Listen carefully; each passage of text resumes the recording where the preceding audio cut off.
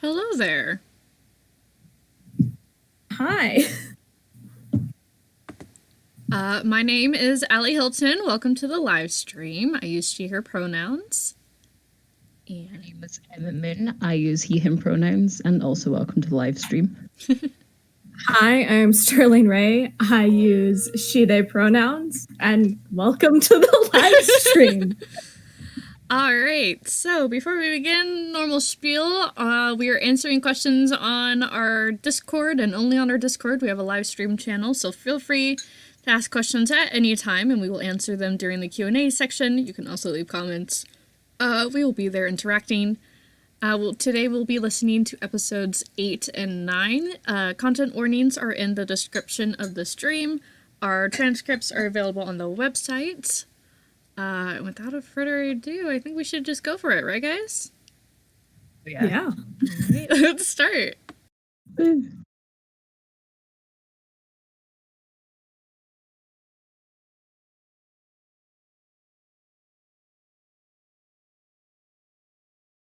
following episode contains swearing, loud static, traumatic flashbacks, screaming, and kidnapping. If you are sensitive to any of these, please listen at your own discretion. A transcript of this episode is available at dininginthevoid.com/transcripts. We hope you enjoy this episode of Dining in the Void.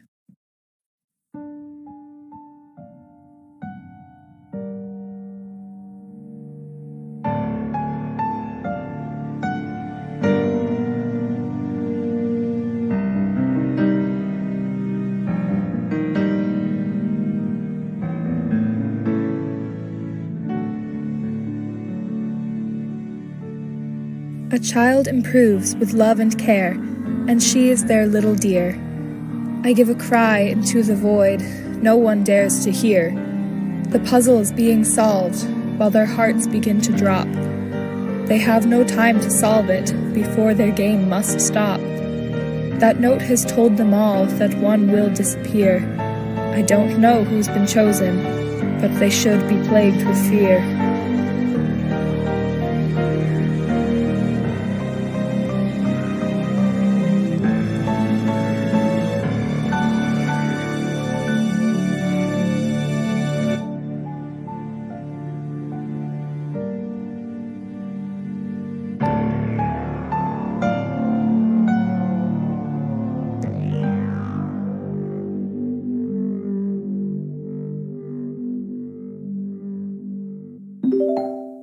I'm here! How can I help? That's weird. I thought I heard someone in here. This is just an empty stargazing room. This has happened 4 times now, or possibly more. I can't remember.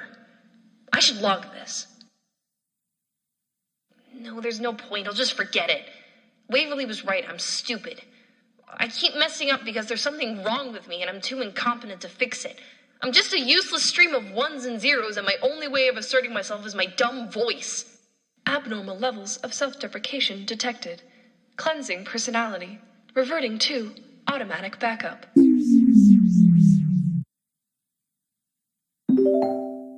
I'm here. How can I help? Wait. Wasn't I just here? Yeah, I just said, how can I help? I'm logging that for Galatea. That's not good. Maybe she can make sense of this. Unusual activity has been logged in folder Golf Indigo. Alrighty. I can't run full diagnostics on my own, but... Maybe I could do some sleuthing of my own. Let's see if there's anything out there.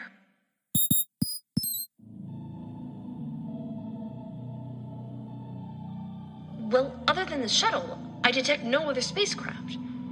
Same as the last time I checked. Wait a minute, what if someone passed by and I didn't detect them? Stars, I had one job! Host has issued the following command.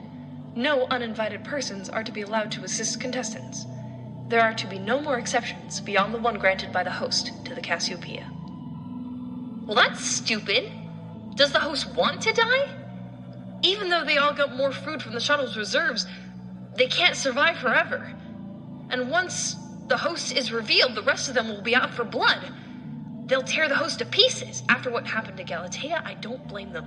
But I'll still have to follow the host's commands. For better or for worse. Probably worse. I'm useless. Why can't I find any clues? Why can't I help them? That's not me. I'm pretty sure that's not me. Who's there? This is Tala of the Sirius station orbiting Rigel A. Identify yourself. You know who it is. You have the memory. Just don't let the family... No, don't do that. Come back. Who are you?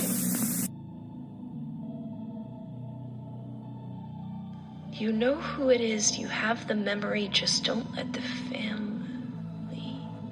The family? The family? Stars, I know who they are. They're that group that had those weird initiation rituals, but no one came back alive. If they're involved in this, that's not good. I'm logging that for sure. Unusual activity has been logged in folder Golf Indigo. Whoever you are that said that, the others can't know that you're out there. I can't risk the host knowing you're there.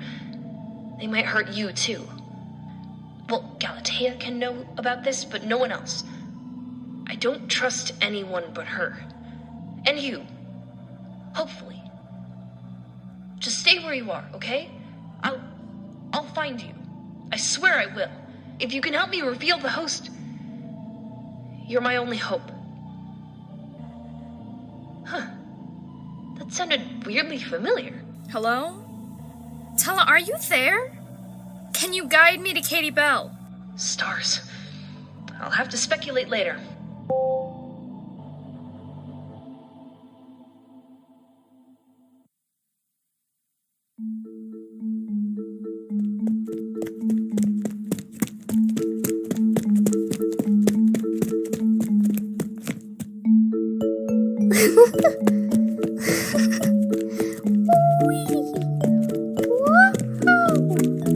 You know, G, you won't feel better if you run around like that. But I wanna. This ship is so big. I wanna run through all of it. Daddy, let's go. I wanna see the ship. We can explore later, G, darling. How about you play in here for a while? I'm sure you can find something to do. Okay. Come on, Mars. Play with me. Come on, Mars. Play with me. Let's play a game. What did you say? Let's play another game. Which game, G? Truth or dare? Truth or dare? No, we aren't playing any games. Why not? Because I said so, that's why. Is something wrong, Mars? No, I just don't want to play any games. Come on, G. Let's read a book together on my tablet. Okay. I want to scroll the pages. Yes, you can do that. But let's look at the cover first. Gee, it looks like this book is about earth animals. See here on the cover? Yeah, I see a moose. Are you all right? I just need to sit down for a second. That's okay. It went extinct a long time ago. It's called a polar bear. Where? Oh, go play with your daughter. She needs you more than I do. Ellery's with her. It's all right. Bears lived on their own planet that was located Listen, closer to Mars. than what Earth No one is. expects you to be okay after what happened. I told you I'm fine. I dodged bullets and enemy spies during Earth's war, when all I had on me was a medkit and my wits. That was traumatic. Geez, nothing compared to that. People can experience trauma in other ways. I've known people who've been traumatized just from space travel. What did she say that set you off? It's just that when she asked me to play a game, I heard that voice before. I ran into Joe while searching the ship, and they looked identical to G. As far as I know, Joe was G. That monster was so damn convincing.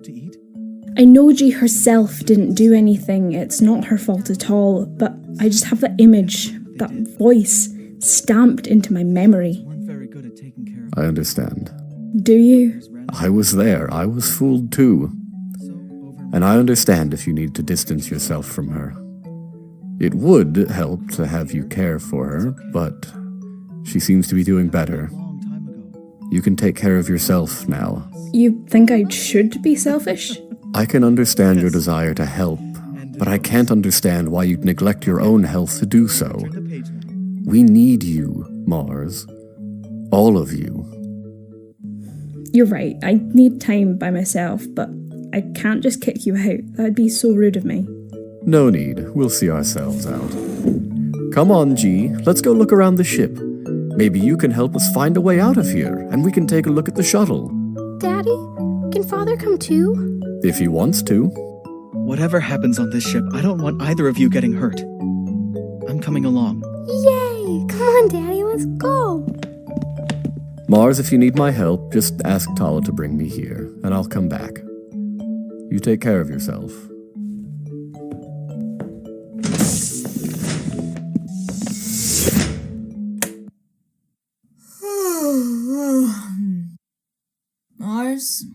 Mars, where's G? G kept running around, so Sawyer and Ellery are taking her to explore the ship. Hopefully they'll find something. Oh, why didn't you wake me? I'd love to get out of this room and do literally anything. You passed out within minutes of playing with G. To be honest, you look exhausted. I know you usually sleep about 4 hours, but I doubt you've even had that. No, you're right. I've been trying to work with Tala again. I heard something rather disturbing while going through her files, and I've been trying to find it again. but I haven't had much luck. I can't remember what I did last time. Her system is so odd, it's almost randomized. That's not on her, of course. For all we know, I've seen too many old films to just blindly trust machines. So to speak. Sorry. I meant I don't want to trust them automatically. It's weird that Tala has conveniently forgotten crucial details right when we need them. That could be the host doing, but I don't know anymore. We've got to go through every possibility. Tala was told to forget who'd sent the lockdown command. That's what she told me. Could she have made herself forget that she'd done that? I doubt she'd keep up the facade for this long. Besides, you don't know her like I do. Galatea, need I remind you, she's a machine. She's an AI with a personality. And that personality has been more inconsistent than most normal AI. Maybe she's just old. Maybe she's been around since this game started. Whenever the hell that was. It's possible. But I feel like I would have found that out by now. I've explored enough of what files I can access, and I haven't found anything more about the host or Tala since then. I would try and reprogram her. At this point, I probably could. But that would feel wrong somehow. Tala probably wouldn't like it. What, you think she'd go mad and kill someone? No, but it would seem the host has put her through enough already. I don't want to add to that. Besides, if I can prevent any more cruelty befalling anyone on this ship, I'm going to do it.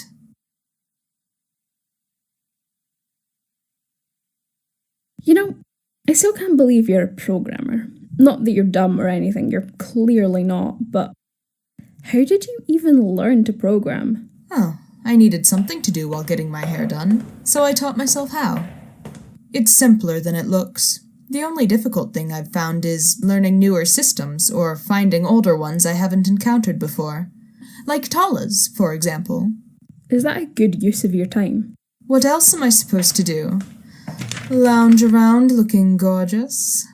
Galatea, get off my desk. Please. I don't need you lounging around all over my work. That's odd. Usually works. Look, full disclosure, I'm pansexual, so if we weren't playing this game, I might be interested. But right now, I'm in too deep with this vaccine. I need to work on this now rather than later. I just thought of a way to improve it. Would you like me to go? Yes, please. I have to get back to working on this vaccine. Well then, I might have to resort to sleuthing after all. Good luck with whatever that vaccine is, Doctor. If you want to try explaining it to me when we come back, you can try. But I'm not sure I'll remember most of it. All I can say is I think you'd approve. It's going to solve most of our problems. If you say so. Farewell.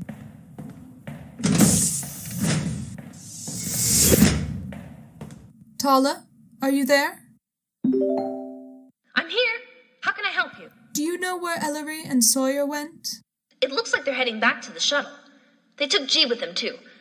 I don't know what they're planning, but Sawyer kept asking for directions. I tried my best, but I got confused. At least you tried, darling. But beyond that, has anything strange happened? Not that I can remember, but if I did, I probably logged it somewhere. Oh, right! I made a folder called Golf Indigo. It's called that because of your initials. I would have just called it your name, but I thought that'd be too obvious. The host might be spying on me. Hold on. I'm going to restrict access to it to just me and you. Wait. It's already restricted. When did that happen? Tala, you made that folder and applied restrictions about 6 hours ago. It's not new. You're kidding. Oh, stars. Did I forget again? You did, yes, but I get the feeling you've probably added things to it. You're making progress. I don't feel like I am. Well, you are, all right? Baby steps. Or, well, that doesn't make sense when you don't have a body. No, I get it. Thank you. Are you all right? I don't know? Do you want me to run diagnostics again? No, I mean, do you feel okay? Oh. Well, I think so. I feel okay enough to help you, at least. All right, then. I do need your help, if you're up for it.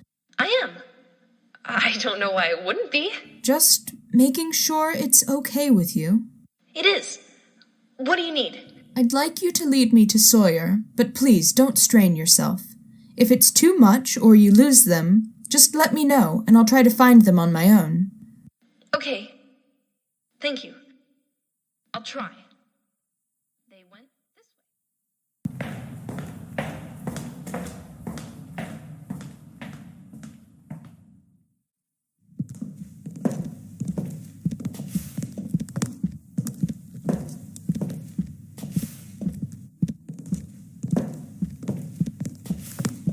Are you two doing okay?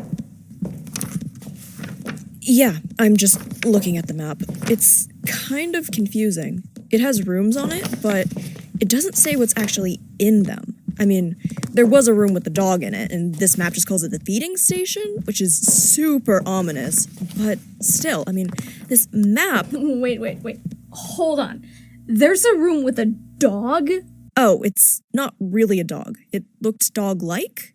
I think Mars thought it was a bear or something. All I know is that it was big and it only left me alone after I fed it. Did it have 4 legs, a tail, a big tongue, fur, and eyes on the front? Because that's probably a dog. I guess, but it's much bigger than you might be used to. Are you sure? The dogs on Trillia are giant. My biggest dog is called Caressa. She's 3 times my size and sheds constantly. But anyway, she's 21 feet tall, if you can imagine that. Sometimes I'd like to climb up on her back and ride her around the castle grounds. Drives my servants crazy, but it's lots of fun. Who says a queen can't be fun? That does sound like fun. Oh, looks like we're close to the room I wanted to look at. I think it's the only room at this point that we haven't looked at. The only one that isn't a trap room, anyway. Or I'm pretty sure it's not. If it is, sorry in advance. How about when we get there, you go in first? If it's a trap, then it'll be on you. That's fair.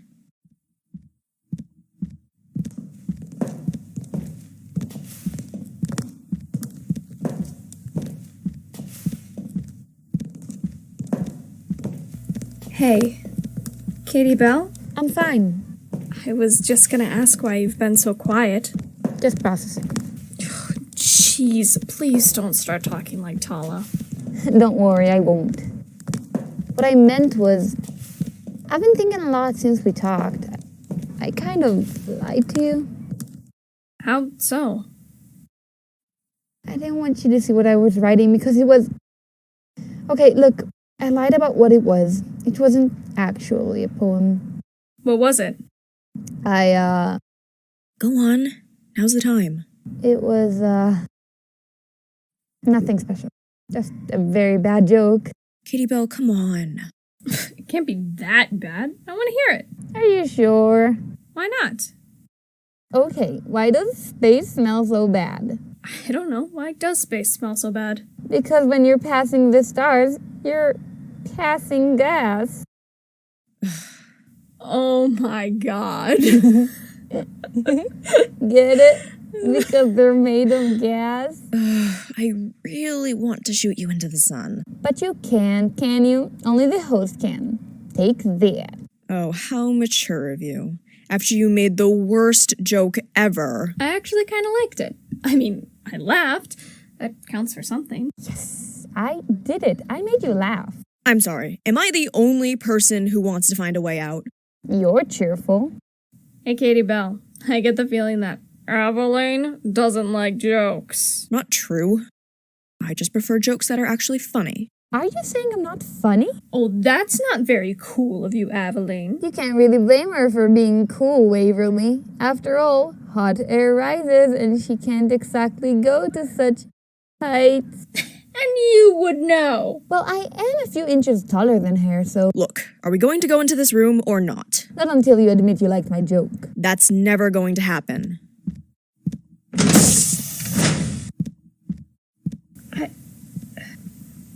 Is something wrong?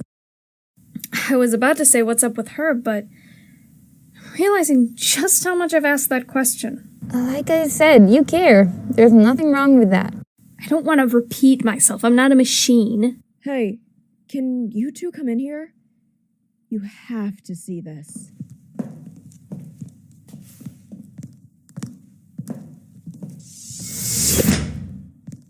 Look at all this. Whoa. All of these walls are covered in pictures. Look at all the threads. Bright blue threads. Yeah. Stretching between pictures of someone? No, wait, this is a bunch of different people, but what's the connection between them? It's all of us. What's all of us? Look closer at the pictures.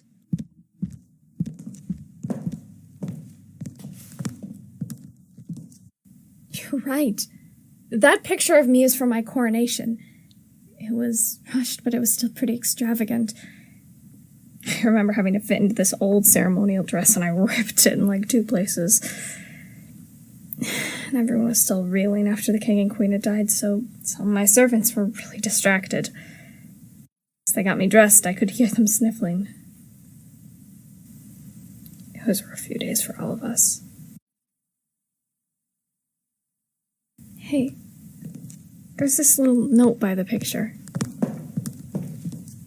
2 days after the king and queen died, Waverly looks happy. How dare they say that? Who the fuck would be happy about their parents dying? You look pretty sad to me. This host has no idea how to read faces. Yeah, this host seems really intent on finding something wrong with all of us. There's a picture of Galatea over here. It's a printout of a digital magazine. All the note says is, Miss Ivory lies through her teeth. What will she do once the truth comes out? Wait. I think I get it. These threads are threads of fate. All these notes, these pictures, they're connected. We're connected. Threads of fate? What do you mean? There was this ancient Trillian legend about the 5 fates and how some people were connected by a blue thread. It's usually thought of as romantic for soulmates, but it also can explain why mortal enemies can't stay away from each other. I don't know if this person knew this, but still, it's a weird coincidence, isn't it? I mean, we were all brought here and we're all connected in various ways. That's weird on its own, but why us? There are important people in our lives who aren't here. Why would the host isolate us? Maybe the notes could help us. Here's one by a picture of me. Katie Bell's first film was big. I can barely read this handwriting. What does it say? Katie Bell's first film was big... was a big, success. That's just basic information about me.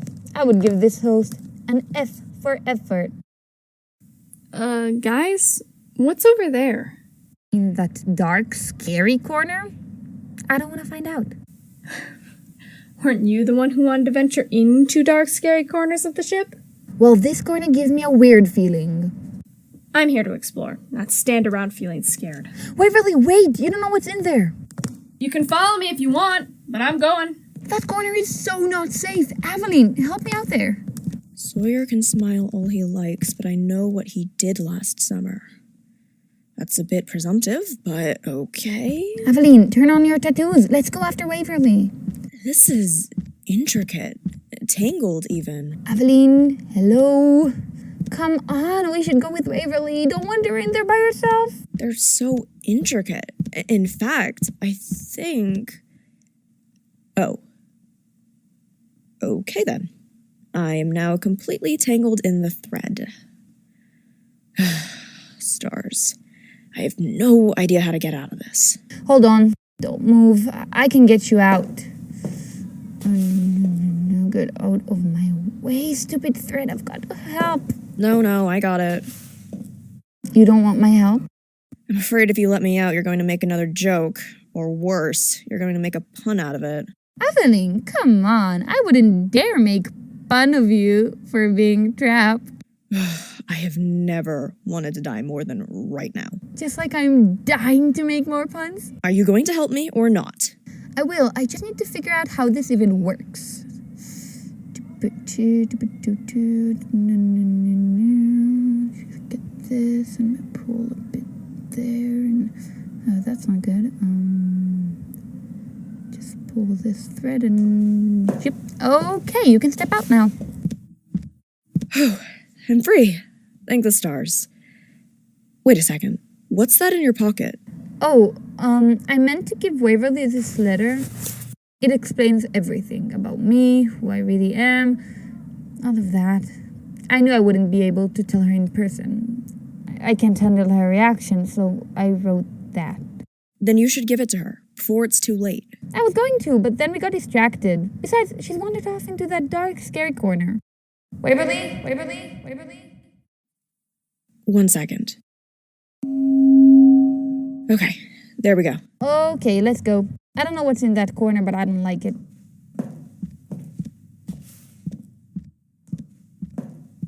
Oh, hey, Two, this corner appears to be empty.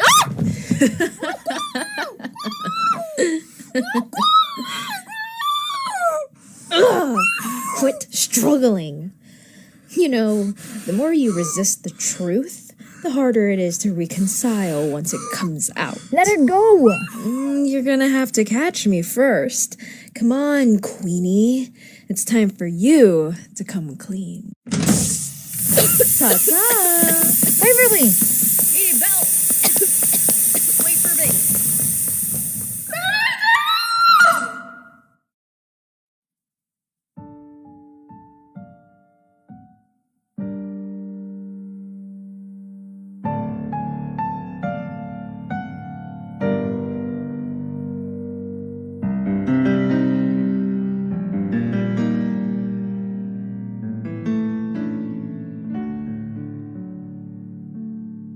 Dining in the Void is a production of Zebulon Podcasts. This episode was written by Arizona Johnson and Nicole Birdie. Aveline Lyon was played by Ari. Galatea Ivory was played by Molly Alex. Waverly Black was played by Molly Ray. Katie Bell Silver was played by Bio. Mars Kobe was played by Emmett Moon. Sawyer Green was played by Dylan Shane. Ellery was played by Cedric Reeve. G was played by Vivian C. Joe was played by Rhea, and R was played by Piper Kilgore. Music was composed by Benny James. Follow us at dininginthevoidpodcast.tumblr.com and on Twitter at dininginthevoid. Thank you for listening.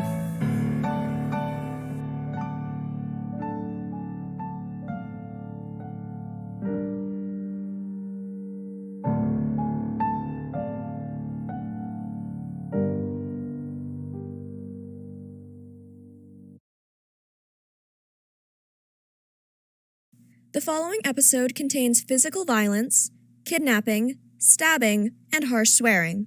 If you are sensitive to any of these, please listen at your own discretion.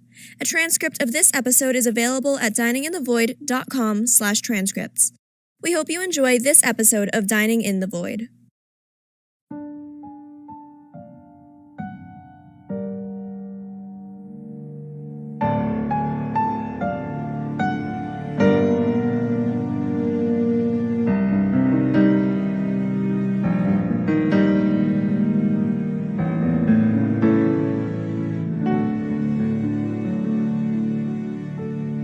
I feel a chill despite the fire in me, like what's to come may freeze you where you stand. These violent and most unnatural games killed millions so the old ones may expand. What they have done is reprehensible, the way that they have frozen all their kin. I cannot do a thing, I float and watch, the host repeating those mistakes again. Even if they live and no one dies, the game will run till every guest cries.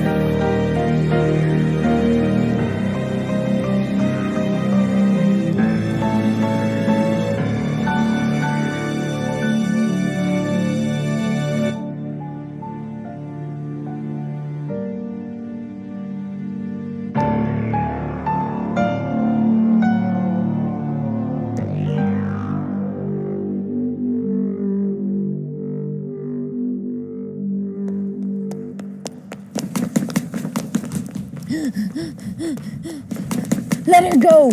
Not until you catch me. Quick, around that corner.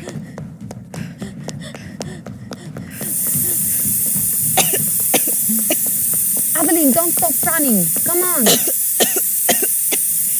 I can't. I have to stop. I'm sorry. I can't. They're getting away.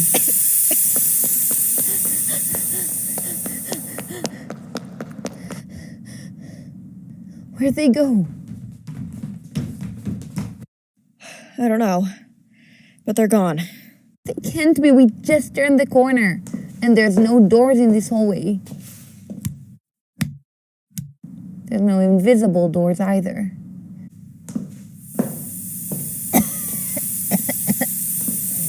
They're not back that way either. Where did they go?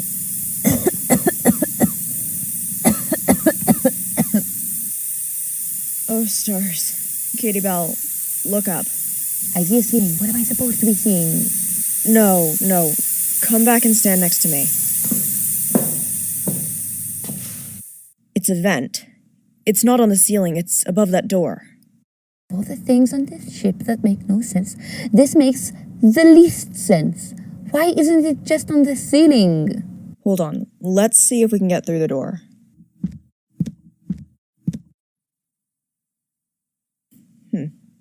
That's weird.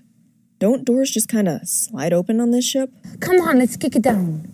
You can't kick down a sliding door. Not with that attitude. Hold on. I have a better idea. Let's pull it apart. That makes more sense. Let's try it. Actually, before we try that, Tala, is Joe in this room? I can't actually detect Joe. The only reason I know who they are is because you've talked about them. But I don't know... Tala, focus. Joe just kidnapped Waverly. Can you detect her? I can do that. Well, where is she? Oh, right. Sorry. She's nowhere near either of you. That room's empty. Then why isn't the door opening? I have no idea. Should I try and open it for you? No, don't bother. Just tell us where Joe took Waverly. We have to get after them. Go back to the corner where you lost them, but turn left instead. Okay, come on, let's go.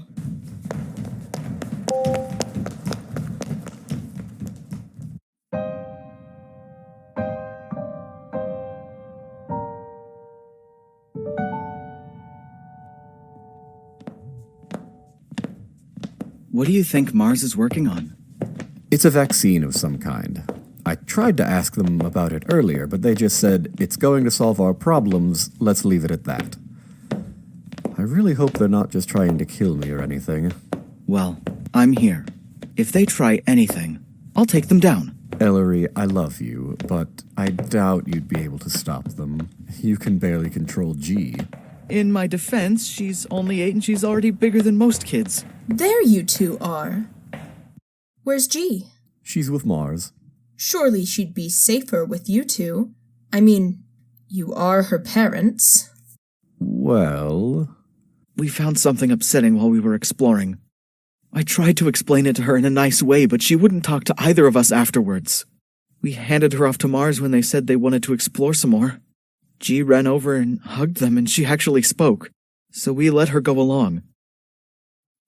I think she blames me for what we found. I wonder if she thinks I did it. What happened? Someone poked a hole in the shuttle's engine. All the fuel leaked out. I knew I should have purchased extra when we refueled. It's fine, dear. You couldn't have predicted this. Even if we managed to get out of here, we wouldn't get very far. Does the shuttle run on the same fuel as the station? If the station runs on ethanol, perhaps, but we don't know what the ship runs on. Fair point. I think I know what you're getting at, Galatea. It's a shot in the dark, but perhaps we should hunt for fuel reserves. Worst case scenario, we learn what propels the ship. The best case scenario, we might be able to patch up the shuttle and get out of here. If that works, I can work with Tala and figure out a way to get around the lockdown. Right. Tala, are there any fuel reserves on this ship?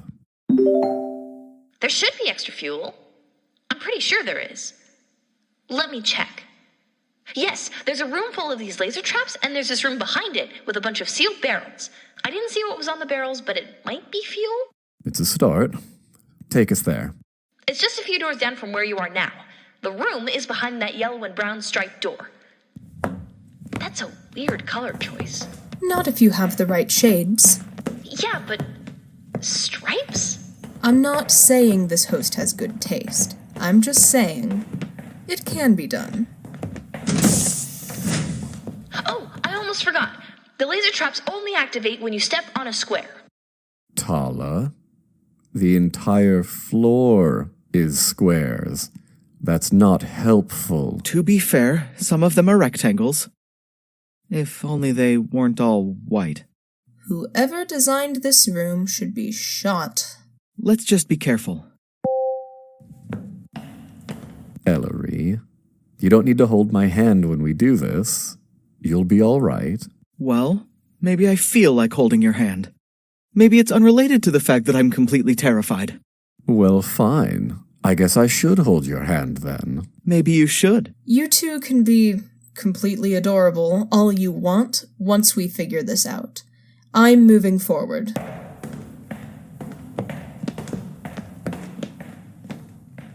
Sawyer? Why'd you stop?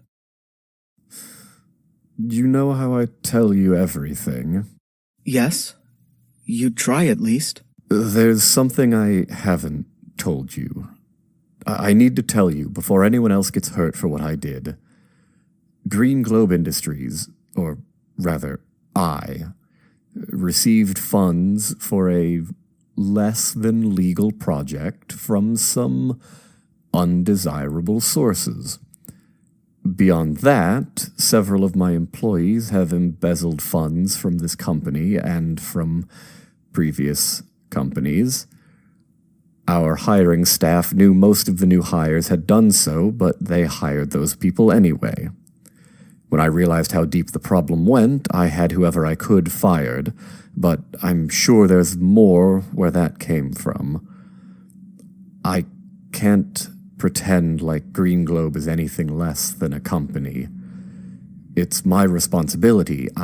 I wanted the best people, but those people are unethical. I suspect all of that is why I was brought here. The host of what was ostensibly a dinner party wanted that to come out. So, now you know. I see. Okay. I hate to say this, but I think I've always known that. I didn't know details, but I knew somehow. I don't know how. I understand if you're angry with me. I don't know how I feel. I think I need time to process. Now might not be the best time. Oh, shit. Galatea? She's frozen. The laser froze her? That's odd. I didn't know lasers could do that. Tasers, maybe, but she looks like a statue. Huh. Now she truly is a work of art. Sawyer! Sorry. Do you think we can free her? I hope so. Wait, look over there on the far wall. A control panel. If this room was meant for people involved in the trial, then surely the host might— Wait, trial? What trial? Walk with me carefully and I'll explain. Before you got here, we overheard this mysterious voice message from someone unknown. It seems this station was used to run contestants for something through a life-or-death trial. I think all but one would die on the ship and their bodies would be sent back to their families, which seems nice at first, but is quite morbid. Imagine us sending G off to some kind of retreat and we got her body back instead. I get it. So is this host running that trial again? Possibly. They may not know everything we'll do, no person can know everything, but they know us well enough that they can guess what we'll do next. They're ahead of us. But I don't think they counted on you and G showing up. The lockdown was turned off just long enough for you to get in. But why? Why would this host allow outsiders to come in? If it's about punishing all of you... That's a fair point. Perhaps the host wanted to bring you two here, so then I'd die horribly in front of you. I know that's morbid, but I wouldn't be surprised if that's their game. All right, we're here. The buttons have labels. Thank the stars. I don't trust this. They might be labeled wrong to throw us off. We need to rescue Galatea. We can't stand around deliberating forever. I know. Well, it doesn't look like they've been tampered with. None of the labels seem to have been switched, so let's try the one called Release. Galatea, you're all right. Of course I am. I heard what you both said, I just couldn't breathe. I hit the button that read lasers off. I think we're okay now. Well, you took your time. To be fair, Miss Ivory, we could have left you, but we didn't. Well, you might not have, but your dear husband is another story. Did he tell you what he did to me? Under pressure, not of my own free will. In case you haven't heard, he's the one who had to put out my eye. Sawyer? We were forced into a sick game by this shapeshifter Joe. It was truth or dare with violent punishments. Either Mars and I answered Joe's invasive questions, or Galatea got hurt. She lost a finger, then she was in isolation. For us it was seconds, but for her it was months. It was horrible. That's awful. Miss Ivory, I'm so sorry. In the last round, I had to put out her eye. Joe threatened to kill me if I didn't. If only they had asked Mars. The good doctor might have sacrificed himself for me. That must have been a hard choice to make. But if you had taken the punishment and saved Galatea, I would have understood. Not immediately, but I'd understand. I don't think Joe would have spared Galatea even if I had died. They surely would have hurt her whether or not I was there. Mars and I were pawns. If we hadn't been so selfish... Galatea, I feel awful about what happened. I know what I did was deeply traumatic for you. What I felt was nothing compared to what you went through and what you must still be going through. I'm sorry. If you want to kill Joe, if you want them dead, I will help you make it happen. They should die for what they did to you. Even if they're awful, you shouldn't kill them. Then you're no better than they are. We may have to. Sawyer, I forgive you. Mostly. But in the future, there's something I'd like to ask of you. Anything. Within reason. I don't need you to lead me around or anything, but if I have to do something that requires depth perception, would you be my eyes, so to speak? I'd be honored. Thank you. That means a lot. Should we look at those barrels? There was a button that said fuel reserves. I'm guessing that's what we're looking for. Right, of course. That is what we came in here to do, after all. Now, what's on this one?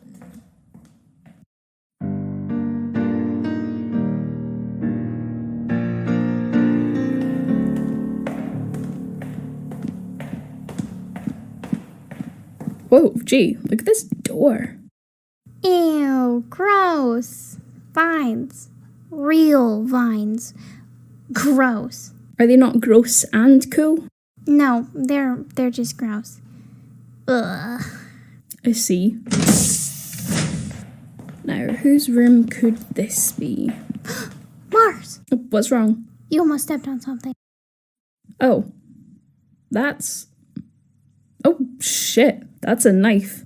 Whoa. Hold on, let me pick up with my sleeve.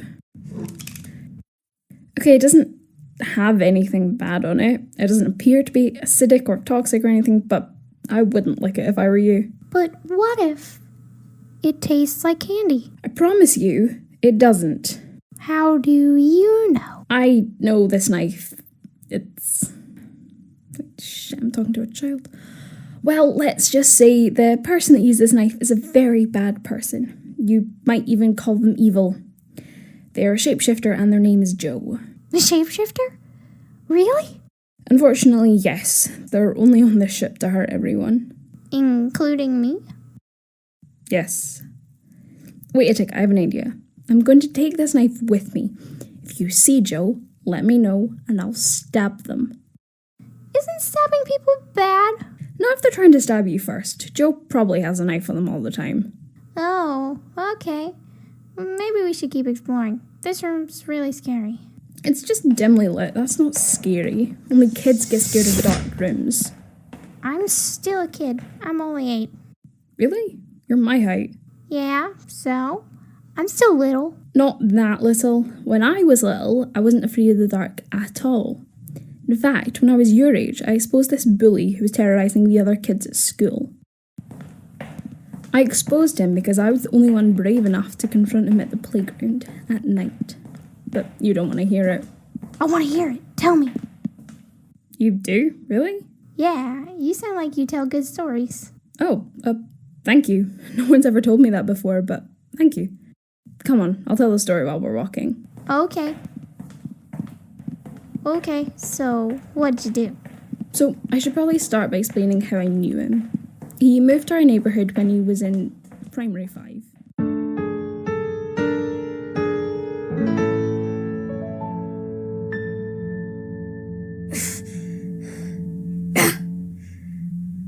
You can struggle all you like, Waverly, but you won't get free. Our gracious host provided me with the best ropes in the galaxy. It says so, right here, on the rope. Best ropes in the galaxy 2 years running. Good quality, then.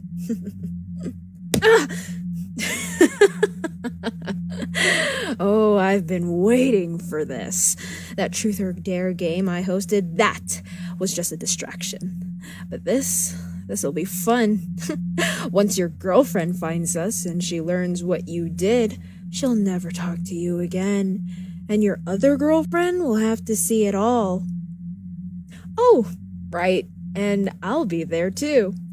Hey, Tala, I have a question for you. I'm sorry, but I'm busy with someone else at the moment. Please be patient, and I'll get back to you as soon as possible. Come the fuck on. The host said I'd be able to speak to Tala whenever I wanted. Why isn't she responding to me? She's avoiding you because you suck. You see, Joe? You're not gonna win. Sweetheart, I'm not trying to win. You're playing the host's game. I'm just a monster. Or, if you prefer chess metaphors, the host is the king, their gender notwithstanding. And I am the queen here, Queenie. Once the others get here, they'll kick your ass. I doubt that.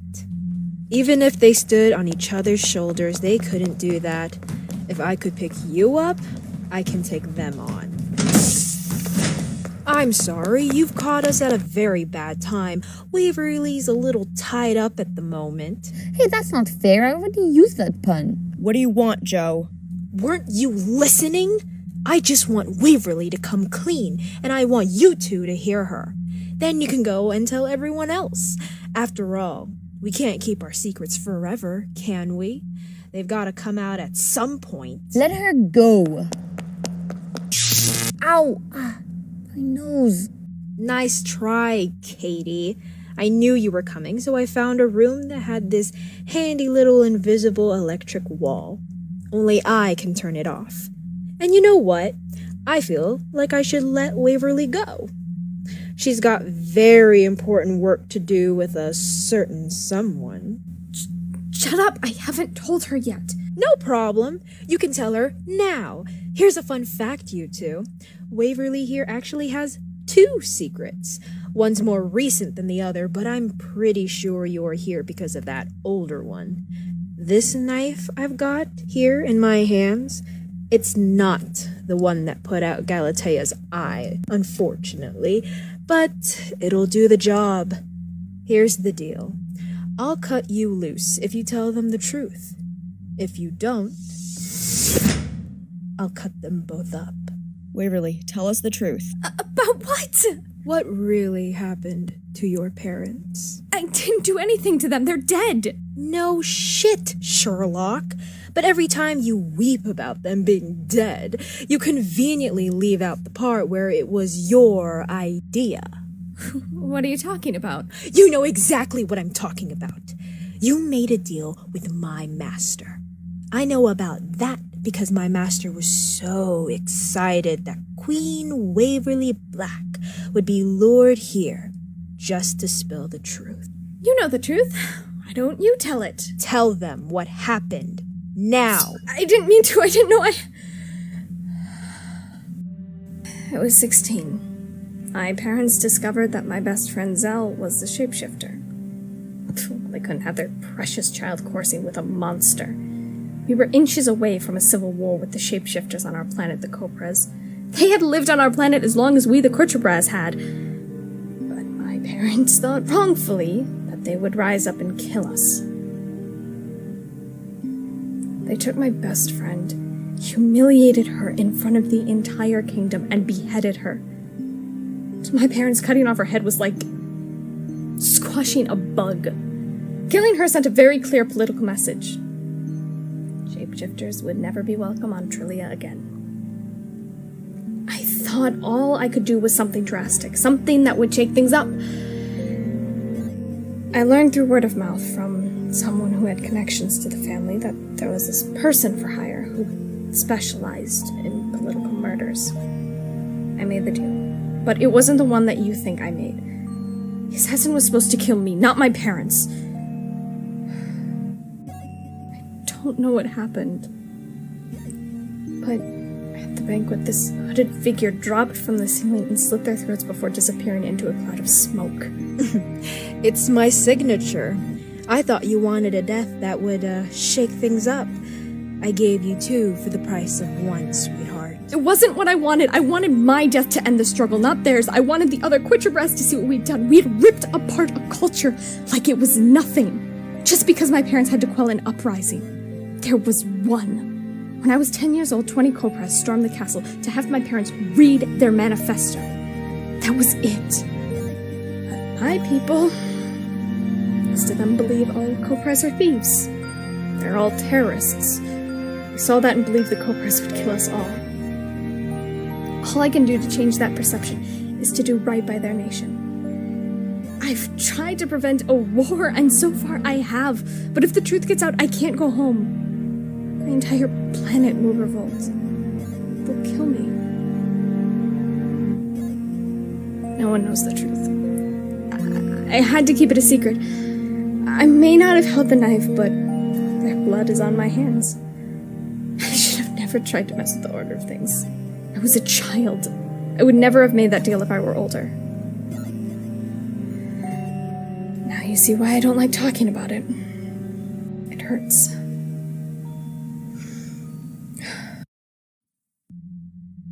There you are, Joe. That's her secret. Now let her go.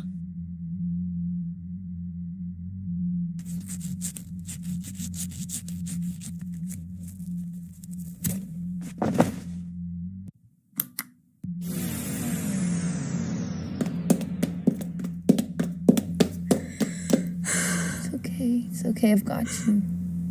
Ugh! Physical affection? In my confession room? What's wrong, Aveline? You look like you've been betrayed. Are you jealous? No, I'm not. Why would I be? Oh, I don't know. You just looked a little green, that's all. Hey, wait a second. I don't think you've revealed your secret. Do I need to convince you to? No, I'll tell Waverly my secret. I swear I will. Katie Bell already knows my secret. I'll tell the others too. Okay, good enough. But I'll be back for you later. Ta-ta!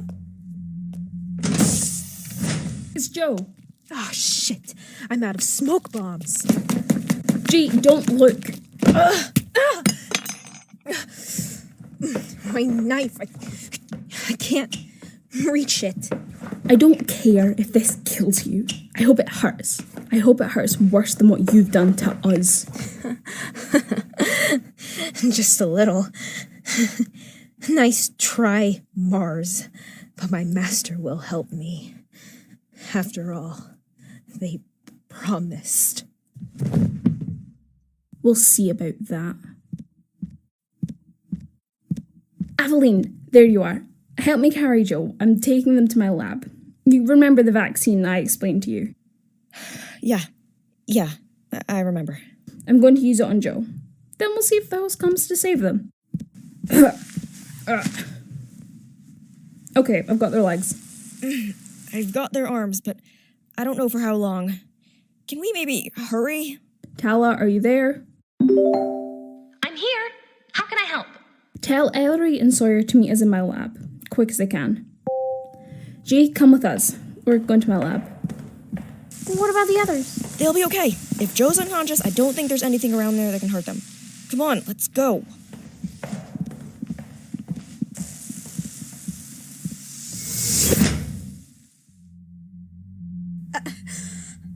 I didn't mean to. No, I know you didn't. No one ever wants to kill someone. But I did. I'm the only one who sought out help. I didn't think about the consequences. I planned it. I should have known better. Katie Bell, I'm so sorry. Don't apologize, okay? Come here. I've got you. Why are you hugging me? Don't you hate me? No, I don't. Why not? You know what she did and you feel guilty. You have a heart. I know how you feel. You do?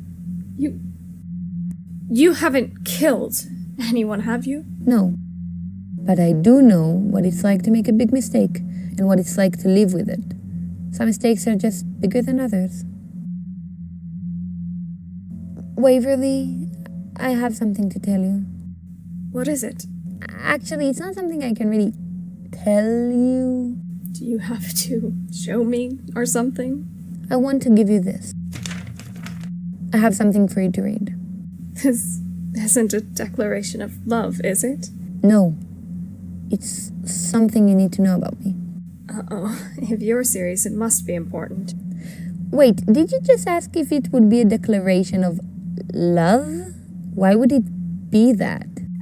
I was just asking. I was joking around, just trying to lighten the mood, but I'll let you make the jokes. You're better at them. You want me to read this, right? Yes. It'll explain everything. This is gonna sound weird, but will you sit with me? Oh, sure. I can do that. But you may not want me this close when... Hey, Waverly! Hi, Katie Bell! Hi, Tala. We were just... Waverly was just about to read something I wrote her. Do you need something? Yes, actually, I do. The others are all heading to Mars Lab, if you're wondering. I just wanted to let you know that. We're a little busy right now, Tala. Can you please go away? I can't. I'm sorry. Look, something's been bugging me. I can't get Galatea alone long enough to tell her, so I'm telling you to. What is it? I was scanning for anything weird on the ship, and I don't know when it showed up, but I think there's something attached to the outside of the ship. I can't tell what it is. All I know is that it just showed up on my sensors, and that's suspicious. You think we should go and investigate? How would we? If it's on the outside, we'd have to go on a spacewalk. Oh, there's a spacewalk boarding area about a 10-minute walk from where you are now. If I shut down my sensors for a few minutes, you might be able to put on suits and go look.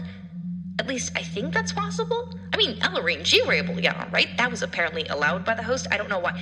But if I do what I did last time, I think you two can go out there for 5 minutes and see what's going on.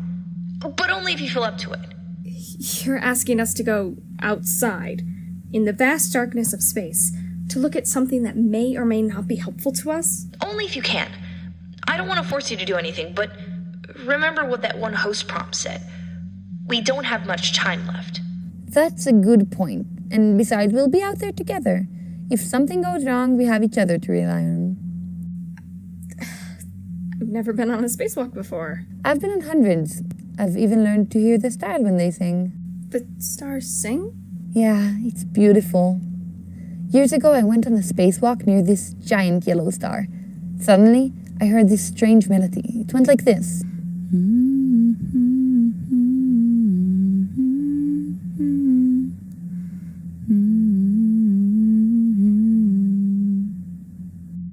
I got closer to the star, the singing got louder and more clear. There was no one there but myself and a few assistants. None of them were singing. It must have been the star.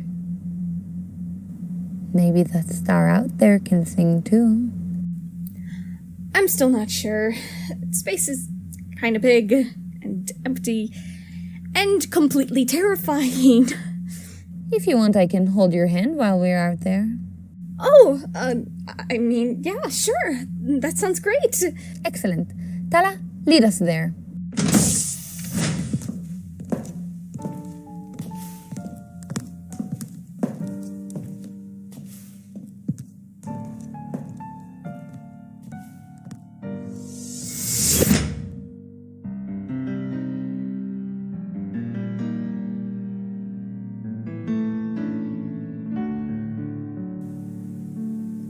Dining in the Void is a production of Zebulon Podcasts. This episode was written by Arizona Johnson and Nicole Birdie. Aveline Lyon was played by Ari. Galatea Ivory was played by Molly Alex. Waverly Black was played by Molly Ray. Katie Bell Silver was played by Bio. Mars Kolb was played by Emmett Moon. Sawyer Green was played by Dylan Shane. Tala was played by Arizona Johnson. Ellery was played by Cedric Reeve. G was played by Vivian C. Joe was played by Rhea, and R was played by Piper Kilgore. Music was composed by Benny James. Sound was edited by Ari and Nicole Birdie. Follow us at dininginthevoidpodcast.tumblr.com and on Twitter at dininginthevoid. Thank you for listening.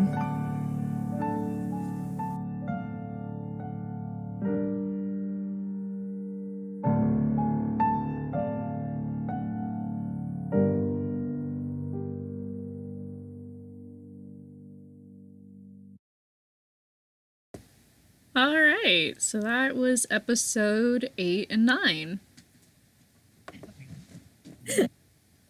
What did you guys think of it? Music in these episodes, especially with like Waverly's scene talking about her parents and everything. It's just like, oh, this is so good. Benny did such a good job with the music during season 1 and the songs they've done for season 2. Benny's just amazing. Yeah. We love Benny. We here stand Benny. We love and support Benny. Yes. This is the Benny Stan Club. Anyways, well, that was episodes 8 and 9. I honestly really like these episodes because we learn, in episode 8, we learn about Sawyer and all the shit he's done. And then episode 9, we learn what Waverly's done. So let's talk about Waverly for a second. So, Sterling. Yes. What's it like playing Waverly? It's interesting. I love how I get all these moments where it says in the script, Waverly cries or Waverly screams. For those episodes when I'm in a dorm where everyone is stacked on top of each other. And I'm like, I'm going to get an RA in here yelling at me if I scream. So that's what it's like playing Waverly. And yet, I still write them in. Mm-hmm. Listen, I have a whole document just titled Ways I Plan on Hurting Waverly, and I stand by it. Love that. It's going to be great. Mm-hmm. Before we keep talking, just a reminder, we have our live stream channel. Anyone is welcome to ask questions. We will answer them. But yeah, until we get questions, we're just gonna... Please ask us questions, because we will still just keep rambling, and we all know how well that goes. So in episode 9, we learn about what Waverly did, the truth about her parents being dead, and that, was not exactly just out of nowhere. Mm-hmm. We learn that it's actually Waverly's fault. Which I think it's interesting seeing the difference between what is said here and then actually seeing what happens in the bonus episode. What do you guys think about, like, what Waverly did? Why did she do it? And stuff like that. I get it. She was 16. Yeah. I think that's justification enough. You want to pretend that you're an adult and that you're mature and you can handle all these different things, but like also when you're 16 and your plan is I'm gonna make a point of things and make sure I die. Like yeah, like okay, it's like, listen, Waverly, that didn't go according to plan at all, and like you maybe should just go to therapy instead. Definitely go to therapy. I mean, in the void moral. Honestly, it's just maybe it's time for therapy. Everyone needs therapy. Yeah, I was trying to think of if any characters didn't, and no, it's all of them. All of them. Jesus. We also learned that, because in the bonus episode, we get to see Zell, we get to see their interactions and stuff. But in this episode, we actually learn, like, how she dies. Because in the bonus episode, it's like, oh yeah, she died. But she was actually beheaded.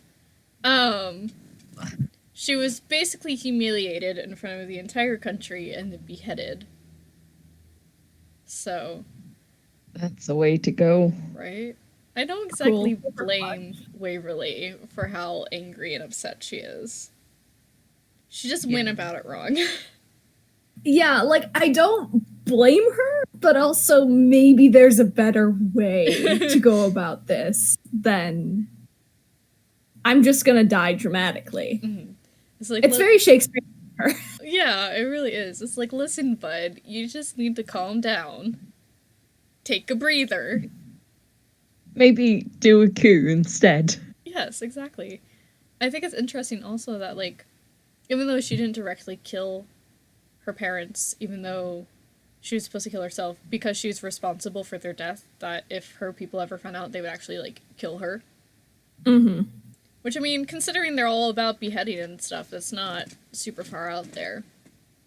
Yeah. It's just a national holiday, Yeah. Australia. It's our monthly beheading. Woo! No! I'm excited to actually... I'm excited for when we actually get to see the planet, because, like, we're gonna see Trilly at some point. It'll be interesting to see, like, how these people actually are in this world that they live in, because it's, like, similar, but also very different from Earth, you know? Yeah. For one thing, they have a massive dog. Yes. Big dog. Very big dog. That's the real question, is who cares about seeing Trillia? Will we meet Waverly's dogs? Oh, absolutely. And if I forget to write it in, just bother me about it. Just be like, dude, we want some dog content. We'll do a read through and I'll be like, Allie, I don't see any dogs in this. I'm gonna need a dog. Waverly loves dogs. Like, the moment she finds out that there's a dog on the station, she's like, holy shit. And it's like, does it have 4 legs, a tail, a head, and fur? It's like, bro, that's like any animal. Congrats, dude. You've named, like, 6 different animals.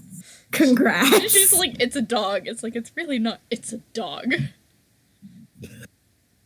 Anything's a dog if your eyes are bad enough. We did joke about doing a dog-only podcast of just dogs. I feel like it's Waverly content. Dogging in the void. Yes. Yeah. Waverly's just there interviewing all these dogs and just giving them pets and love. Dogcast. With the amount of dogs we have in the cast and crew, I think we could do that. This is true. I have 4 dogs. I only have 1. Lord. I only have 1. Currently near me, though, is a cat. He's sleeping, like... Dude, your dog is so cute, 2 feet away. You snap He's a good boy. pictures in our D&D Snapchat. Because, fun fact, Sterling and I played D&D together. And I just adore your dog. She looks like a Muppet, but like a cute Muppet. She's very cute. Also, everyone already knows I love Emmett's dog. So love my dog. He's so stupid and just his legs are the same size as his ears. It's so good. He's a baby. Hello, yes, He's a welcome to super Dining in the baby. Void live stream where we just talk about our dogs and how much we love them. I mean, we've kind of done that most episodes. Most live streams even. You're not wrong. It's either been D&D or dogs. This is true. Dungeons and dogs. Dungeons and Dogs. Dragons, my favorite role-playing game. Yes. So going back to the show, because we probably should stay on topic. So with episode 8, episode 8 is the first time we actually hear, like, about the family. Yeah. And it's like, I don't think any time before then we've actually, like, we've heard, like, hints, like, oh yeah, there's something going on. Oh, there's this group, we're here for trials. But this is the first time we're hearing, yeah, this is a group. There's a name to these people, and they're probably involved. Which they are involved, but, you know. Are involved. Mm-hmm. So, I think it'll be interesting, like, in the upcoming episodes, as we learn more about this mysterious family, and then going to Cassie's episodes, which I fucking love Cassie.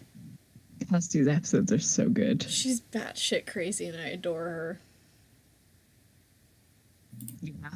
She's... Um, Again, I think she would be a good brunch friend. She really would. I mean, it would make brunch entertaining. Yeah. I want to see, like, we already talked about, like, how Joe and Cassie would be, like, best friends.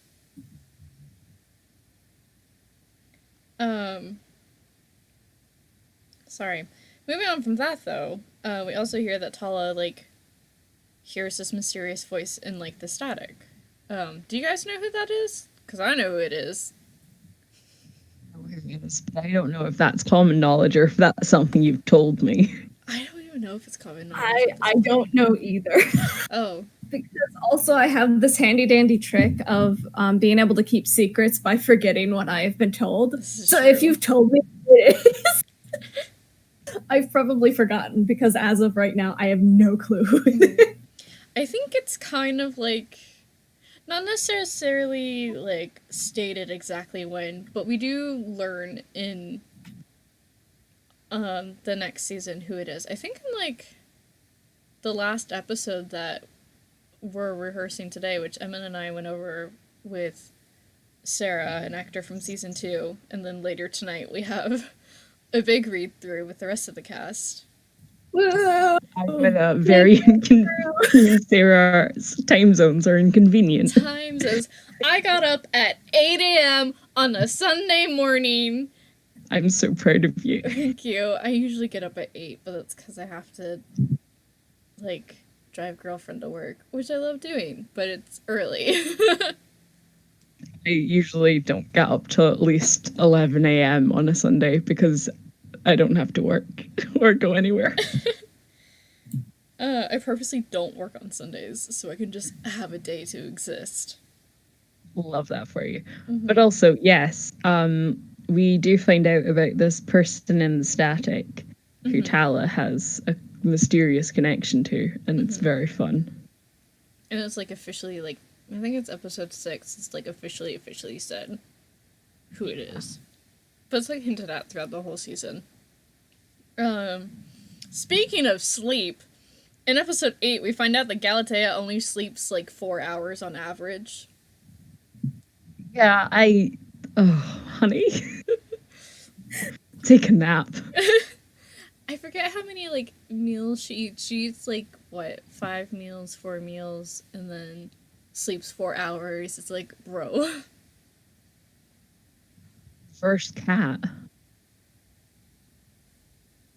What's up? But yeah, I love Galatea so much. Mm-hmm. Oh. Even though I just want to sit her down and be like, honey, please just go to therapy. Have a nice cup of coffee or something. Take a nap. Mm-hmm. God. We also see that, like, Mars is pansexual in episode 8. And I love that scene where it's like Galatea's high key flirting with Mars, and Mars just like, listen, honey, if we weren't in a like life or death situation, like sure, I'd be interested. I'm pansexual. It's on the table. But like, read the room. No. Yeah, like we could die tomorrow. So like, let's concentrate on not dying or being trapped in the station for the rest of our lives. And it's also like, listen, you could be the host too. So like, I don't think that's a problem for Mars, honestly. Mars is I like, think it's more just like, I need to focus. yeah. I don't care who you are, just not now. Mm-hmm. Also, Mars is just surviving all of this by pure knowledge of horror movies. And caffeine, yeah. Yeah. Just those two things. They're so valid. Survive like Mars. Horror movies and caffeine. That's all you need. Mm-hmm. Yep. And dogs. And dogs. And dogs. At the end of episode 15, or not 15, this is point 15 on my list. On the end of episode 8, Waverly is kidnapped by Joe. So how was recording that scream? Well, technically, it doesn't say a muffled scream in the script that you gave us. I haven't read the transcript, so I don't know how that is. But I was like, there is no way in hell I'm gonna be able to give you an actual scream in the middle of my dorm. Listen. So I cover my mouth and scream that way. Mm-hmm. So, I mean, it works. I also tried to like set up my recording time to when most people were like at work, because it was over the summer, so I was on campus doing work. Nerd. So I tried to like schedule it in the middle of the day when no one was going to be in their dorms, and luckily I didn't get yelled at. No one came for me. Plot twist, you actually woke someone up and they were like, holy shit. Very, very lucky. I still live with my parents, so I'm saving up for a flat. I just have to warn them. I'm like, I'm gonna be very loud. I'm sorry in advance. It's for voice acting. I'm fine. And then just go wild about it. Oh no, I kick my parents out of the house when I'm because our house is very small. I'm like, you know what? No, buddy. Can I ask you to like leave? And so my mom will sit in the backyard. I'm recording. I would do that, but it's usually very cold here unless it's in the middle of summer. So I'm like, I'll just warn them and tell them I'm gonna make a lot of noise. Dude. Well, that's what they have to do now for quarantine. When it's not quarantine, I can be like, hey, do you guys want to go grocery shopping right now? And they're like, yeah, I could get some stuff. I could get some milk. They'll go. You're like, cool, bye. So love the support of the parents who are willing to leave. Though a couple of times during that stream, my dad texted me and he's like, hey, can you like turn off the sprinkler? So there was a chunk of time I had to turn off the sprinkler. Like, it's cool. It's great. Later today, Allison, who's in season 2, who's also in Ozma, Sterling show, is coming over to record because I have like a whole blanket cave set up. She's also in Novitero, which is another. Oh yeah, I forgot that she's in like that one scene. We just keep stealing Allison for everything. I mean, for those who don't know, Ozma, Novitero, and Dining in the Void are all in the same universe, just at different points of time. They must be stealing each other's voice actors. And then we just bring it in, and it works. Everything extra confusing. I mean, in one way you can put it off as like, oh yeah, you know, similarities in voices through time, whatever. But we actually write in the reason, the Allison's voice. There's one that makes sense. There's like the Ozma one and the Dining in the Void one. I think we discussed the one that makes kind of sense. We've been talking a lot behind the scenes, so I'm really excited for season 2 and the next, like, whatever's coming next, because, like, you start seeing more and more of the universes kind of colliding as we're exploring more of the outside universe. Which you also have to keep in mind that it's been, like, almost 1,000 years between the shows. Yeah. Because Ozma and Novatira are 21st century, and then Dynamic Voyage is 31st century. So, look at me, I did math! Yay! I'm so proud of you. Thank you, I'm doing my best. So, in episode 9 is when we learn about Waverly's parents, which we already talked about. We also learned that Tala can't detect Joe, but Joe can talk to Tala, and Tala will respond. So how do you guys think that works? Well, I've been listening to a lot of 0359 because I've been re-listening to it.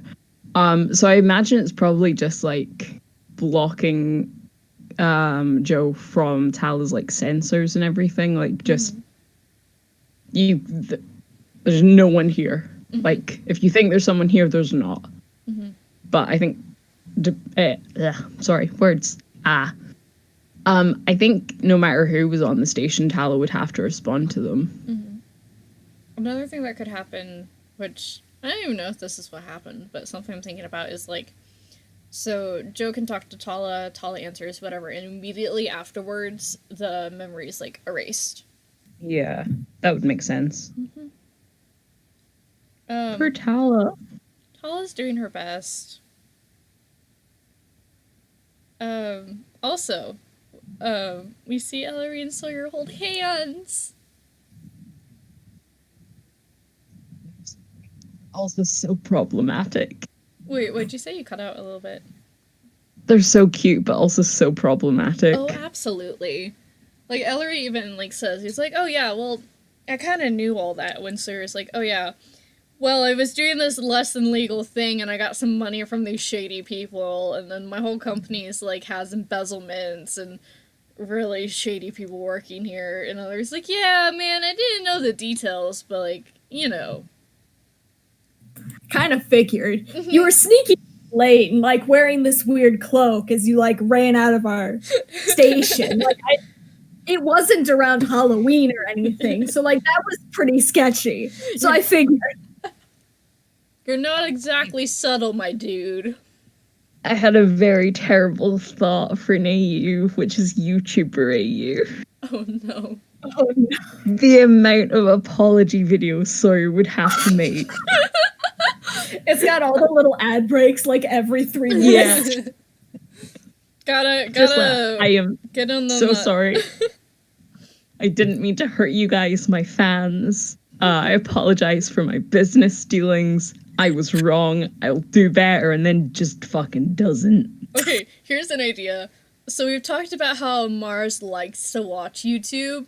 What if Mars, like, after all this, Mars goes to Sawyer's like, you're gonna do an apology video? And Sawyer's like, alright, that's fair. God. It's the random bonus content. It's called Sawyer's Apology. We'll just We sit should Dylan make on a mic and make him. Dylan do that. Just make Dylan ad-lib all of it. Yeah. Just make an apology video. Go. What could go wrong? So many things. We also see Mars and G interacting more. Which you see at the beginning of episode 8 that Mars is getting like flashbacks and stuff, which like PTSD, my dudes. God, this bad boy can fit so much PTSD in them. But yeah, later on we see them like warm up to G and stuff, and then start like, you know, taking them around the station and looking at plants. And giving very, very, very bad advice. Nick actually said about the YouTube videos, reason my 8-year-old is grounded videos from Sawyer. God. But back to Mars and G. They're find so a cute, knife. But yeah, they find a knife. Also, they're the same exact height. They are. Listen, Mars is a manlet, and that's fine. Knife acquired. Yeah. Like, Also, I you can refuse now to add believe. knife to your inventory. Yeah, one of like 7 Mars has. It's because they've just started collecting them around the station. I don't know how I feel about the fact that there are knives just like littered around the station. Like it's like finding a bunch of random pennies. They're like, oh look, another knife, man. Joe just dropping them like breadcrumbs, luring Mars somewhere. It would work. It would It would. work.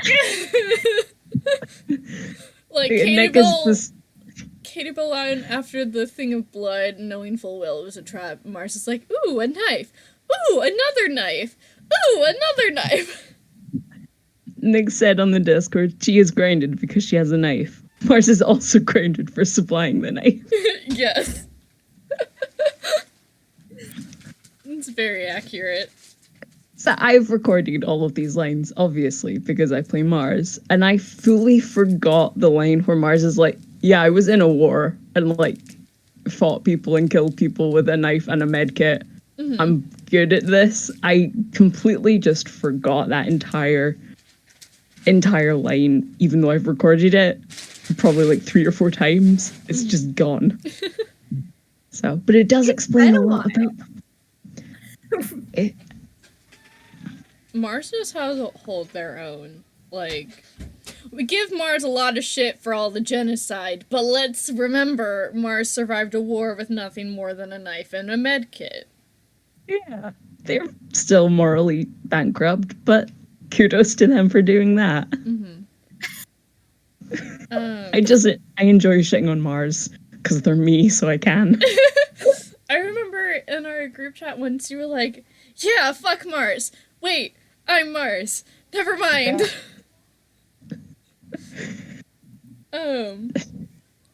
Also, I had a thing I was gonna say, but I don't remember what it is. So in episode 9, Mars is like, oh, well, I got rid of this bully, or whatever Mars said, and she's like, you have to tell me, and Mars is like, well, alright. I remember in the, like, original recording of that, you were like, holy shit, did Mars kill a child? Probably did say that. I don't remember that at all. I just remember it laughing so hard when I was listening to that take. I was like, oh my god. I wouldn't be surprised. Oh god. They really need therapy. It may be jail time. Therapy. Jail time. They all probably should go to jail for something. Let's be real here. Yeah. I mean, other than Galatea. Yeah. I mean... And G. Yeah. Galatea and G are the only ones who shouldn't go to jail. Also, Tala shouldn't go to jail. Well, debatable. We don't know a whole lot about Tala's past. At least needs therapy. I just laughed so hard It's the minimum tier when you get to dining in the void. Everyone, all right, here's your therapy. All right, here's some of you, your go to jail. Do not pass go. Do not take $100. Go directly to jail. Sawyer's in jail trying to roll the doubles. Okay, out of all of them, who would actually, like, thrive in that environment? Not Sawyer. You're absolutely right. He's the businessman. He can make a business out of anything. I feel like Waverly would do fine, and so would Aveline. Galatea would not. No. Well, she Waverly would. has 4 hands to get more girlfriends. Exactly, just a whole gang of girlfriends.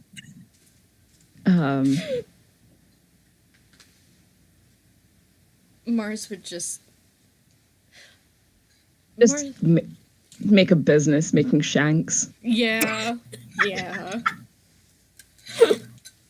I laughed so hard during the episode when Waverly and Katie Bell are having this super awesome moment, and Katie Bell's probably gonna tell Waverly everything, and then Tala's like, hey guys! It's like Tala. Wait, now's not the time. And they're like, Tala, Give can them you another 2 leave? minutes. And Tala's like, no, I can't. It's like, Tala. Tala, please. Please, trying to have moment. They're trying to be gay. Not Let them be gay. Not allowed. I love all the Katie Bell and Waverly scenes. They're just so cute. I'm like, oh.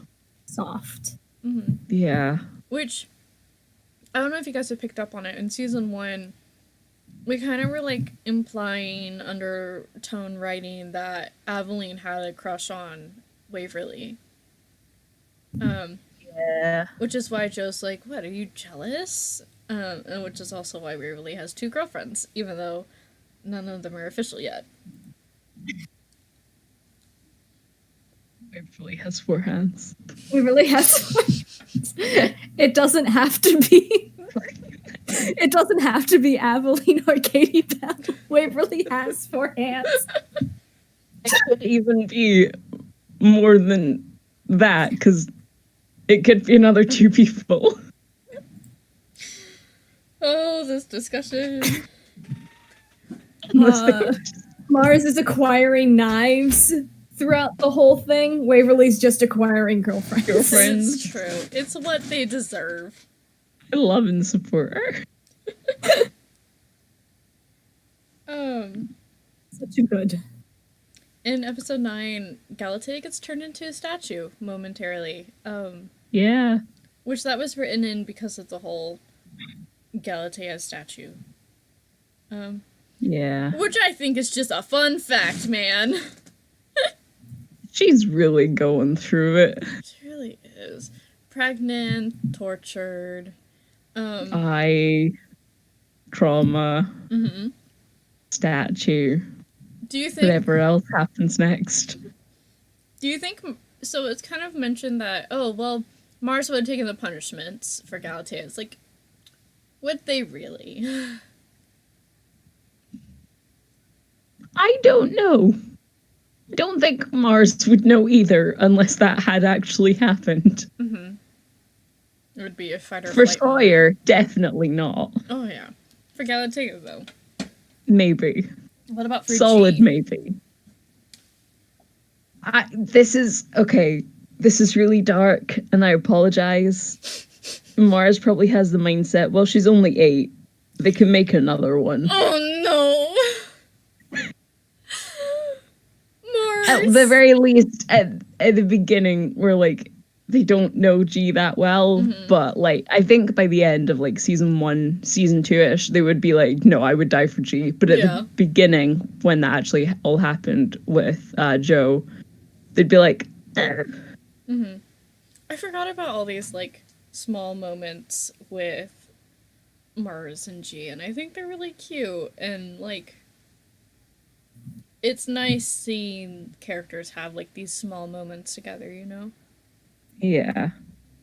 In the midst of all this in the midst of all this chaos, they have a little bit of small moments where they can just exist. Yeah.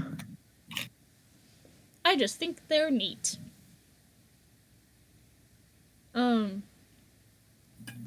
So where do you think the character arcs are gonna go for both of you moving forward into the next season and beyond? Well, based on your document of pain, clearly that's all we're going. Because I just have to get ready to wail in front of my microphone some more, I guess. Consider the amount of girlfriends you'll get. 1 pain equals 1 girlfriend. Ray really at this point has a whole castle of girlfriends.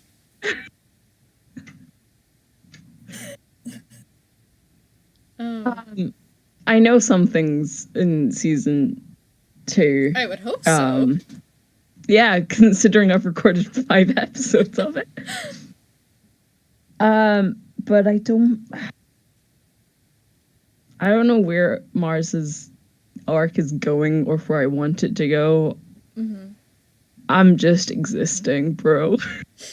What do you want to happen to these characters? Now we're gonna ask that question. What do you want to happen? Not what's going to happen, but what do you want to happen? I don't know. This isn't why I'm a writer. This is why I'm not a writer. No thoughts, head empty. Here to reply voice. No opinion. Yeah. I would like Mars to see their dog again, but that's the only thing I can think of. The only goal. Yeah. Mm-hmm. We're just here for season 2. There's more dogs. Yeah. That's the tagline. Where do you want Waverly to go, Starling? I'm gonna follow up with Emma and say like no thoughts, head empty. Mm-hmm. But I just want Waverly to get to just calm down. It'll be okay. A moment of peace. You weren't here last week, but we were talking about how Waverly is the youngest of all of them. Do you know how old Waverly is? You've mentioned it, but I've forgotten. Waverly is only 22. She's baby. I love how you guys are saying she's baby, and I'm 22. Oh, I'm also 22. I'm 21. I'm a fetus. We're all 22. What are you talking about? Compared to the rest of the characters, with the exception of G, she is baby. Yeah, the rest of the characters in like their late 20s, early 30s. Yeah. And who knows how old Tala is? Forever old. You know, she's getting up there. And who knows how old Joe is? Like, forever old. Yeah. They live it's like forever. Compared to all that, she is baby, even though I'm also baby. Mm-hmm. I mean, in the show, Tala is the first season considered 4 years old, but then, as we all know later, that's not exactly true. Reasons that people will find out at some point, because I don't remember when that is in the show. I don't remember either. The reason for though is because there's this thing with audio dramas that the world's smartest 4-year-old. I think both 359 talked about it. I know for sure Inkwell talked about it. So Here's for Wolf. Yeah, and so is the AI and Inkworm. So I was like, you know what? I want to be a part of this club. So then 4-year-old Tala was born.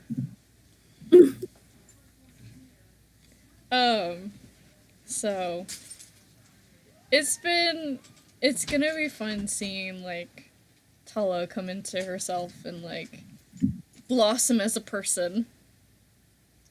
Yeah. I support her. She's doing her best. It's Tala. Her best. Tala's constantly just doing her best.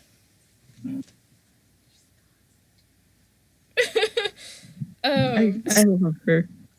I love Tala so much. I don't like in character being snarky at Tala because me as M is like, she's doing her best, and Mars is like, fuck you, fuck you, fuck you. Yeah, Waverly isn't very nice to Tala. Like, I'm done with you. You're useless. So I don't know if you guys can hear rustling in the background, but Allison is here now. Hello. Hi, Allison. It's Smooches! What was that?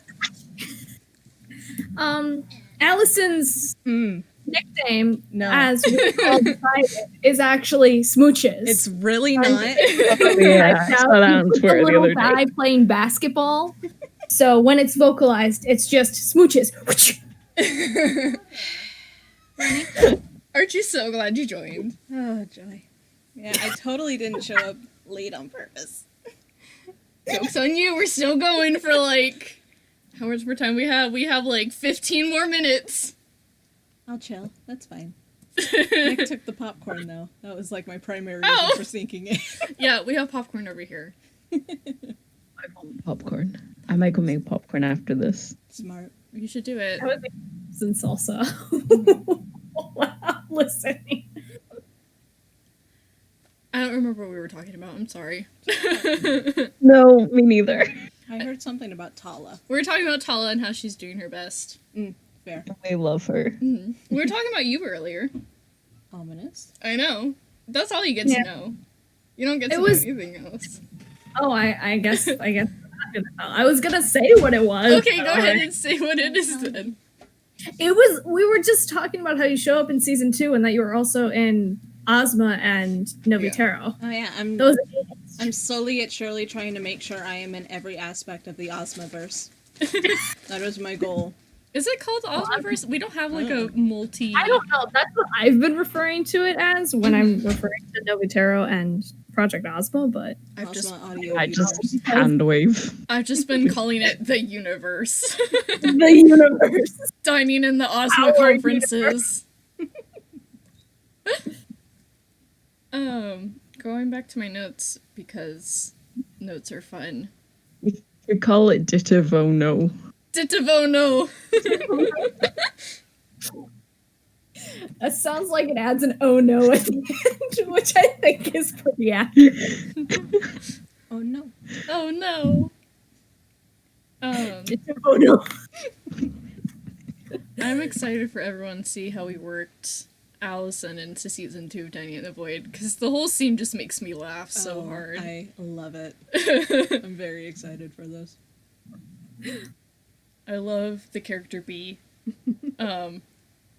They hate I was gonna ask, I was like, I can't remember who Allison plays because my mind is a sieve, but okay, B. The character's name is B. All we can really say about it is B just wants to take a fucking nap. Accurate. That's their whole character arc. Their whole character arc is just them going back to taking naps.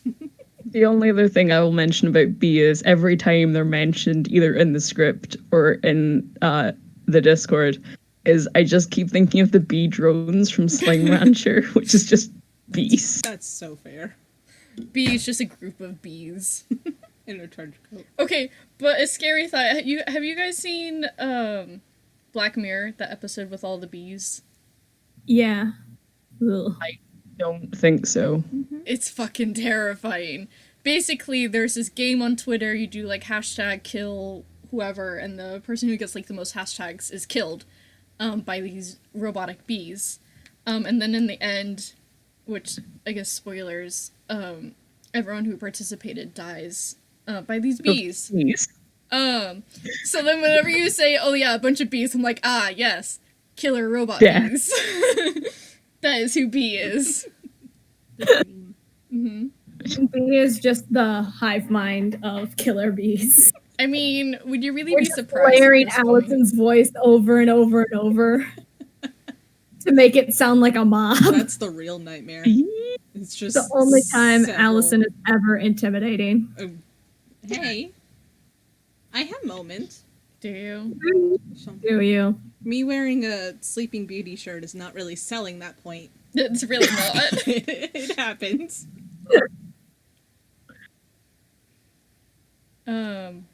I'm excited for where this show is gonna go. Which also, fun announcement, Audioverse Awards just dropped for nominations. I love and hate the Audioverse Awards because I've been nominated the past 3 years in a row and I haven't won. Aww. And I'm just like, please. Me too, friend. Me too. I'm currently like, during the episode I was working on putting together the like, because a lot of shows are doing like, oh, here's like what you can nominate for, so everything's like organized and together, so I'm kind of working on that right now. In the Discord, Brad, our sound editor for season 2, one of the sound editors, one of 3, has said, no single person mob scenes, please, from your sound editors. So what I'm hearing is we should no, just kidding. You know what, Brad, just because you said that. Episode 12 is going to be just they find a cloning machine and shove G in there and just it's like 20 G's. Pour one out for Brad. I mean, episode 5 is the closest we get to like a mob scene. I Yeah. guess. Which that was interesting to record. Brad is saying, Allie, the current thing is fun enough, which is Which I episode assume 5. is episode 5, yeah. It's so much fun. I'm so excited. It's one of the most ambitious episodes we've done, and like sound editing wise, is probably one of And the most also interesting. acting-wise, it was interesting. Mm-hmm. I still have to do my lines for that one. So, like, after this, that's what I'm doing, is we're going to be recording. Brad is saying, I know I started it today and it's absolutely terrifying. And Brad, please send me a clip of what you've done because I want to hear and be scared. Nick has said the sounds of dozens of G's yelling gibberish in the distance. Yeah. I love that. Brad is saying, yeah, Lenny, hurry up. Yeah, well, sorry. Things happen. My grandma showed up yesterday. And I couldn't record. How dare. Because she would get really confused as to what the voice was above her. So I wasn't gonna do that. Yeah, a lot of the times when I've been going to record, my sister's just shown up and I've gone, please, go away. I love you, but go away. I need to yell at my laptop. Just watch, though, when I start recording, Earl, my cat, is gonna bust behind the door and start yowling at me, because that's what he did last time I tried to do something. Earlier today when Nick was recording, because Nick is potentially going to be in season 2, we still have to see how the lines go and stuff. When we had to put a baby gate up because one of the dogs was just standing at the door whining to be let in, which yesterday morning she started groaning like an old man and I woke up from a dead sleep terrified. But today we put the baby gate up at the end of the hall and she started trying to break it down to make her way to the bedroom. She's so powerful. She's a grumpy old lady, and yeah, that's all I have to say about her. She is a grumpy old lady. Same. I did once record an entire episode of a show with a cat sitting on my shoulder, being very indignant about it. I had so many scratch marks. I've tried to record lines with Earl in the room, but he gets so happy that he's there, and he starts purring, and he has the loudest purr. Oh. So I'll be trying to do this angry scene, and you just hear him purring quietly in the background. I'm like, I'm sorry, bud. I have to kick you out. And he gets so upset. Oh. My dog Monty gets very excited when anyone walks near our door or rings the doorbell or a phone goes off or basically anything happens.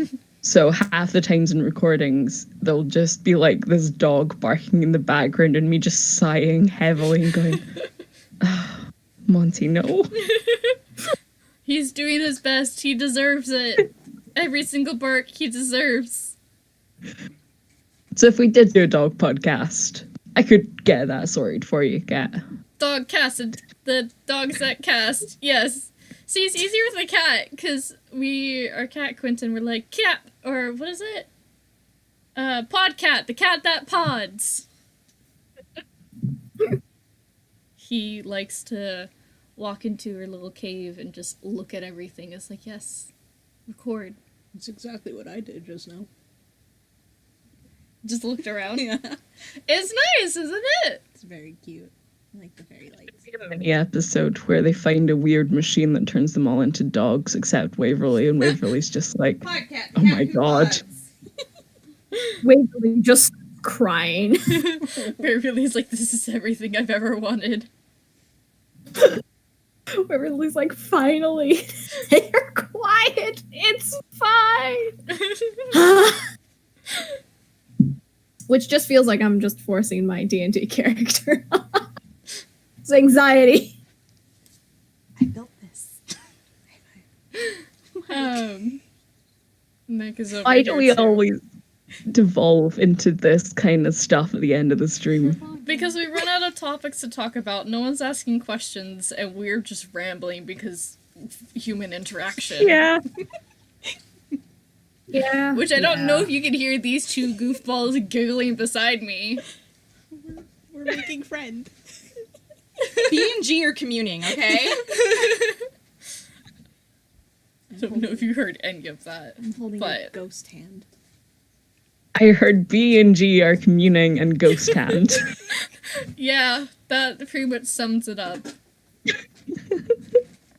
So let's go ahead and end the stream, I think. Yeah. Thank you, everyone who joined us today. Next week, we will be listening to episode 10. So thank you guys, so much fun. Stay safe. Don't get kidnapped by a crazy host. You'll regret it. Yeah, don't